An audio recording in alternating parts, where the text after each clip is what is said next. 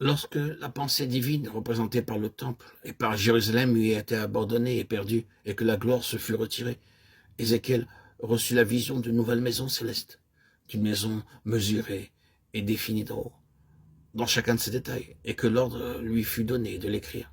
De même, lorsque l'Église des temps du Nouveau Testament eut perdu sa pureté, sa vérité, sa puissance, son caractère et son ordre céleste, et que la gloire première de ces premiers jours du Nouveau Testament se fut retirée, Jean fut appelé par l'Esprit à mettre en vue la présentation nouvelle, merveilleuse, céleste et spirituelle.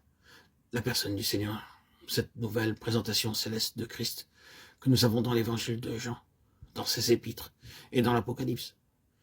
Et il faut nous souvenir que l'évangile de Jean est pratiquement et au point de vue chronologique le dernier écrit du Nouveau Testament. Peut-être la signification réelle de ce fait nous a-t-elle pas frappé avec toute sa force et toute sa puissance. Nous regardons les évangiles tels que nous les avons dans l'ordre des écrits du Nouveau Testament, et nous sommes immédiatement ramenés par eux au jour de la vie de notre Seigneur sur cette terre, et en ce qui concerne le temps. C'est là que nous trouvons lorsque nous lisons les évangiles. Pour nous, lorsque nous sommes dans les évangiles, tout le reste du Nouveau Testament doit encore se produire. En ce qui concerne ces écrits, comme pour l'histoire qui suivra, tout est encore en perspective.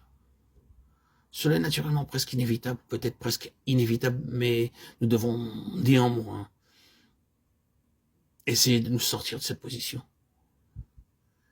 Pourquoi l'évangile de Jean a-t-il été écrit? A-t-il été écrit seulement comme un simple exposé de la vie du Seigneur Jésus sur cette terre pour être ajouté à 2 ou 3 autres récits afin de conserver une histoire de la vie terrestre du Seigneur Jésus?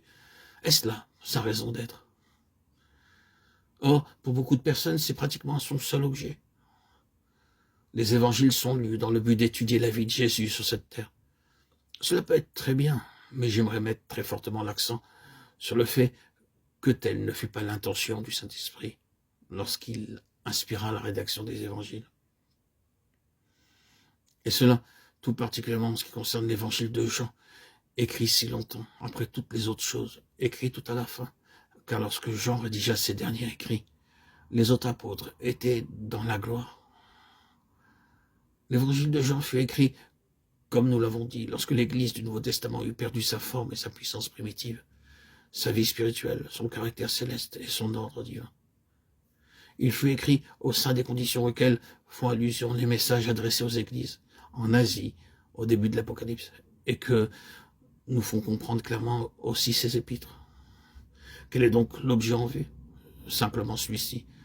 Lorsque Jean écrit, les choses ne sont plus ce qu'elles avaient été, elles ne sont plus comme Dieu les avait voulu, elles ne représentent plus la pensée de Dieu dans et pour son peuple. L'ordre céleste s'est effondré, et s'effondre de plus en plus. La nature céleste a été abandonnée, et une chose purement terrestre s'ébauche dans le christianisme. La vraie vie se perd, et la gloire se retire.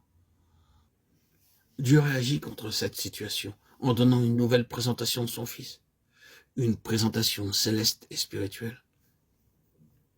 Car les traits ou les caractéristiques de l'évangile de Jean, ce sont la nature céleste et la spiritualité, n'est-ce pas vrai?